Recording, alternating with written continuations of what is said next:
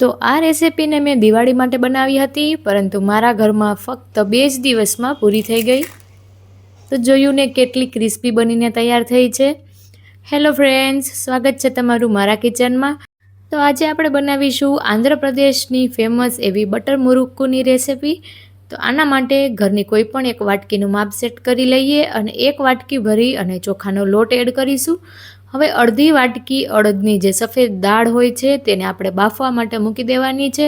સાફ પાણીથી ધોઈ અને જેટલી દાળ છે એના પ્રમાણમાં જ આપણે મીઠું નાખી અને એને 3 થી 4 વિસલ કરી દેવાની છે. હવે ચોખાની અંદર 1 ચમચી જેટલા સફેદ તલ, તેની સાથે જીરું, જો તમે ઈચ્છો તો અજમો પણ એડ કરી શકાય, પરંતુ આપણે બટર એડ કરવાના છીએ તેની સાથે અજમાનો ટેસ્ટ ખૂબ સારો નહીં આવે. હવે સ્વાદ પ્રમાણે મીઠું. અહીંયા પર મીઠું નાખતી વખતે એક વાતનું ખાસ ધ્યાન રાખવાનું છે, આપણે સોલ્ટેડ બટર વાપરવાના છીએ એટલે મીઠું થોડું ઓછું નાખવાનું. અગાઉ આપણે જે દાળ બાફવા મૂકી છે તેમાં પણ મીઠું છે એટલે મીઠું ધ્યાનથી જ વાપરવાનું, નકર આ રેસીપી છે તે ખારી થઈ જશે. હવે બધી વસ્તુને એકદમ સારી રીતે આપણે મિક્સ કરી લેવાની છે. આમ તમે જુઓ તો મુઠ્ઠી પડે એટલું મોણ આવે એ રીતે આપણે બટર એડ કરી દેવાનું છે. અને હવે આપણી જે અડદની દાળ છે તે કૂક થઈ ગઈ છે અને ઠંડી પણ થઈ ગઈ છે. તો એને આપણે આમાં એડ કરી દઈએ. તમે જુઓ તો આમાં લમ્સ જરાય નથી કે પછી દાળ આખી નથી, એકદમ આપણે એને બાફી લેવાની છે. અહીંયા પર તમે જુઓ તો 1 વાટકીથી થોડી ઓછી એવી આપણી દાળ વધી છે. લોટ બાંધતી વખતે પાણીની જરા પણ જરૂર નહીં પડે, બસ દાળથી જ લોટ બંધાઈ જશે. 10 મિનિટ સુધી રેસ્ટ આપી દઈએ. હવે તેલની મદદથી ગ્રીસ કરી એકદમ સોફ્ટ એવો ડો તૈયાર કરી લેવાનો છે. તો અહીંયા તમે જુઓ તો એકદમ સરસ અને સોફ્ટ એવો આપણો લોટ બનીને તૈયાર થઈ ગયો છે. હવે જે ચકરીનો કે પછી સેવ પાડવાનો સંચો આવે છે તેની એક આ મેં બ્લેડ લીધી છે, એકદમ ઝીણી. જો તમે આ રેસિપીમાં તલ કે પછી જીરું ના નાખતા હોય તો તમે ઝીણી બ્લેડનો ઉપયોગ કરી શકો છો. અને હવે આપણે સંચાને એકદમ સારી રીતે તેલથી ગ્રીસ કરી લઈશું, જેથી કરી અને આપણો લોટ છે તે અંદર ચીપકે નહીં.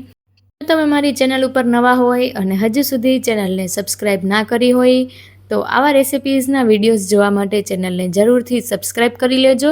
અને મારી રેસિપી તમે કયા સિટીમાંથી જુઓ છો તે મને કહેજો, મને ખૂબ જ ગમશે.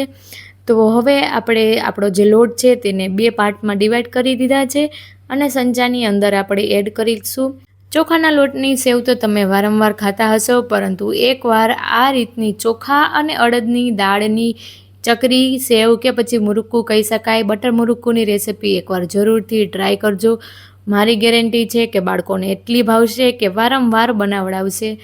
તો અહીંયા પર હવે એક બટર પેપર મેં પાથરી દીધું છે અને એના ઉપર આ રીતે આપણે સેવ પાડી લેવાની છે. જો ઘરમાં બટર પેપર ના હોય તો કોઈ પણ થાળીને તેલથી ગ્રીસ કરી લેવાની અને ત્યારબાદ આવી રીતે આપણે એની ચકરી પાડી લઈશું. જો તમારી સ્પીડ વધારે હોય અને તમને કમ્ફર્ટેબલ લાગે તો ડાયરેક્ટ તેલમાં પણ તમે કરી શકો છો, પણ મને એટલું કમ્ફર્ટેબલ નથી એટલે હું અગાઉથી આવી રીતે એનું જે ગૂંચળું કહેવાય તે બનાવી લઈશ અને ત્યારબાદ તેલમાં આપણે તળી લેવાની છે. તેલમાં તળતી વખતે એક વાતનું ધ્યાન રાખવાનું, તેલ એકદમ ગરમ હોય ત્યારે આપણે તેમાં આ ચકરીનું ગૂંચળું ઉમેરી દેવાનું અને ત્યારબાદ તુરંત જ ગેસની ફ્લેમ આપણે લો કરી દેવાની છે અને લો ગેસની ફ્લેમ ઉપર જ આપણે આ ચકરીને એકદમ સારી રીતે કૂક કરી લઈશું. જે લોકોને ઢોસા ભાવતા હશે તે લોકોને આ ચકરી ખૂબ જ ભાવવાની છે, તેની ગેરંટી હું આપું છું, કારણ કે ચોખા અને અડદની દાળનો એકદમ સરસ એવો ટેસ્ટ આવશે. સાંજના નાસ્તા માટે કે પછી બાળકોને ટિફિન માટે આ બેસ્ટ ઓપ્શન છે. અને જે અન્ય મેંદાની પૂરી આપણે બનાવતા હોઈએ છીએ તેના કરતાં આ થોડી એવી હેલ્ધી સાઈડ પર રહેશે. તો અહીંયા પર તમે જુઓ તો તેલના જે બબલ્સ છે તે ઓછા થવા માંડ્યા છે. હવે આપણે આમાં ઝારાનો ઉપયોગ નહીં કરીએ અને જે સ્ટીક કે પછી તમે ચમચીનો પણ ઉપયોગ કરી શકો છો. તેની મદદથી આપણે આને હળવા હાથે ફેરવવાની છે. જો આપણી ચકરીને આપણે ઝારાની મદદથી આને પલટાવીશું તો અહીંયા પર તમે જુઓ એના એકદમ જે ગૂંચળું છે તે વિખાઈ જશે અને સારી રીતે કૂક નહીં થાય. તો જ્યારે તેલની અંદર બબલ્સ ઓછા થઈ જાય એટલે સ્ટીકની હેલ્પથી આ રીતે હું બધી જ ચકરીને પલટાવી દઈશ અને ધીમા ગેસની ફ્લેમ ઉપર જ આને કૂક કરવાની છે. એકદમ સારી રીતે ક્રિસ્પી થઈ જશે અંદર સુધી. તો એક બેચ તળાઈ છે ત્યાં સુધી અહીંયા પર મેં બીજી બેચ બનાવીને પણ રાખી દીધી છે. તો હવે આપણો નાસ્તો ગોલ્ડન બ્રાઉન અને એકદમ ક્રિસ્પી એવો બનીને રેડી થઈ ગયો છે.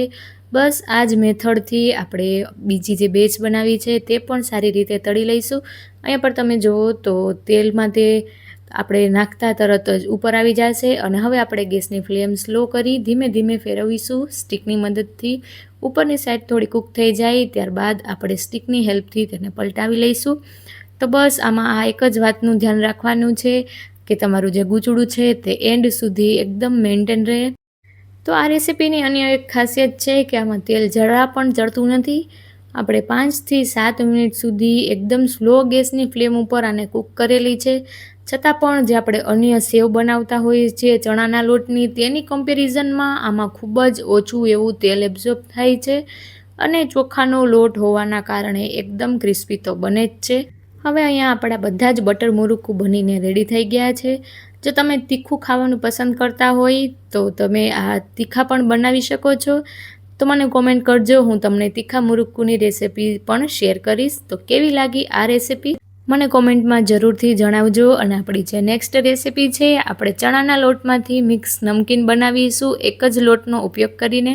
તો એ રેસીપી પણ જોવાનું ચૂકતા નહીં. Thank you for watching.